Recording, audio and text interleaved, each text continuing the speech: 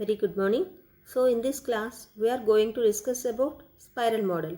In the last videos we discussed about what is the different process paradigms, what are the different types of process models like waterfall model, iterative model, all these models have been completed, right? So in this video I am going to discuss about spiral model. First of all, let me give the drawbacks of waterfall model.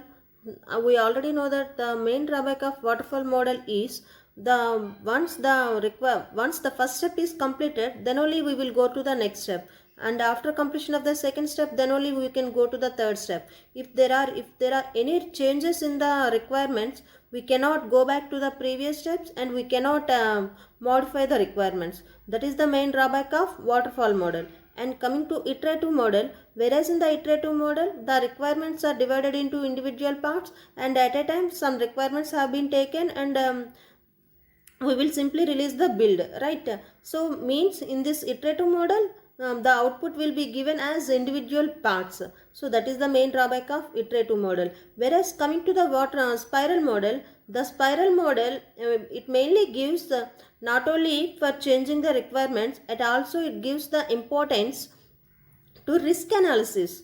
So up to now in the waterfall model or iterative model, there is no concept of risk at all, right? But whereas in the spiral model, it gives importance along with the requirements as well as the risk analysis.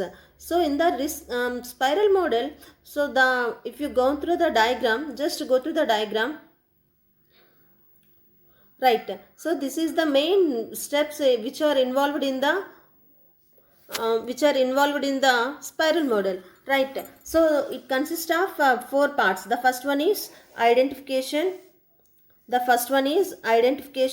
and the second one is design, and the third one is construct, and the fourth one is build, evaluation, right? So whereas in the identification, first of all, here the requirements are identified. What are the different requirements required to design the product? So, and after identifying the requirements, we will go through the some analysis phase and the feasibility phase. So based on the analysis, only the sum of the requirements will be collected. So that is the main step of identification phase. And coming to the second phase, the design phase. In the design phase, a rough diagram will be prepared, an architecture, what is the main functionalities of the system, how the requirements have been selected, and after selecting the requirements, how they are going to be implemented, what are the main steps required, like all the rough diagram will be given, and in this step the mainly architecture of the system will be provided. So that is the second step. After completion of the second step, simply we will go into the third step. So in the third step that is which is nothing but construct or build. So here like in the iterative model only, we prepare the requirements into parts, and based on the parts we collect we will implement the builds, and we will release the builds.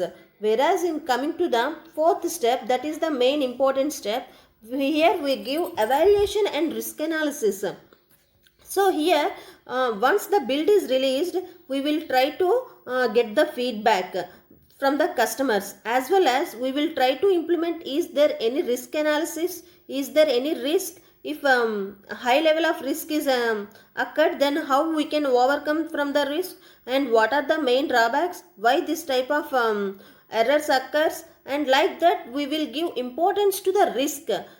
So that is the main advantage in the spiral model. So as we know, as we see in the diagram, just there are in different spirals. So it starts with from here, and like we are going to build the product. So like this we are going to complete. So that's why this is called spiral model. So here the first it starts from a single spiral. Once it completes the full cycle, the one build is released. Again it will collect the feedback. Based on the feedback, again we are going to continue with the next spiral. If any requirements have to be changed, we can change in the simultaneous phases, simultaneous spirals, right? Like that we can complete the entire product, and we can release the build. So that is the advantages of spiral model. So the main advantage is in the spiral model, along with the iterative model, we are also giving importance to risk analysis model. So with the help of the risk analysis model, we are going to analysis the product. Before releasing the product only, we can identify the risk. So based on the risk, we can take the further actions. So that is the main advantage of spiral model. So is it clear? So just up to now what we have discussed, all are included in the spiral model. And after spiral model, we will go, this is all the description, what will happen in the identification phase, what will happen in the design phase, construct phase, risk analysis, like that. Coming to the advantages, just already we discussed, just go through the screen.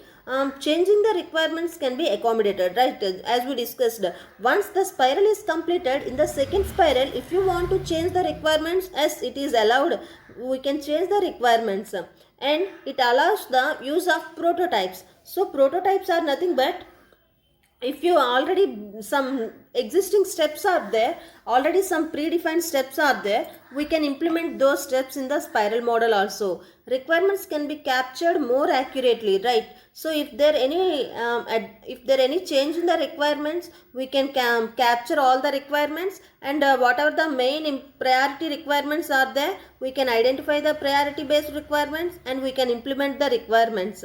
Development can be divided into smaller parts, as compared to the, as similar to the iterative model. Here also the entire requirements are divided into smaller parts, and the first part, and the after dividing, it identifies the risk involved in the development of the requirements.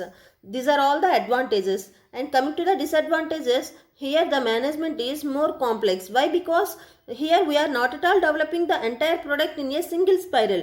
Here also we are taking the multiple spirals to develop the build. So management has to take more time to complete the process, and whatever the resources required in a single spiral have to be given to throughout all the spirals. So that is what the somewhat difficult to the management. End of the project may not be known early. So similar to the iterative model. Whereas in the waterfall model, the entire output will be given at the last step.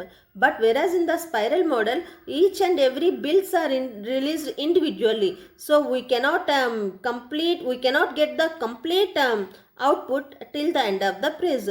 Not suitable for small projects. Yes, it is very right. Why? Because we cannot implement the spiral model for small types of projects. If it is the large project, then only we can go through the spiral model.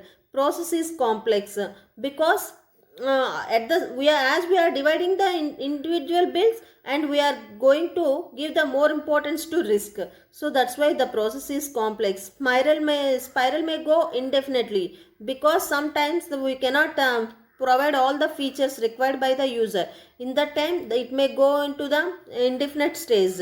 Large number of intermediate stages are required. As it goes through the number of spirals, it contains more number of spirals. So this is the about spiral model and advantages and disadvantages.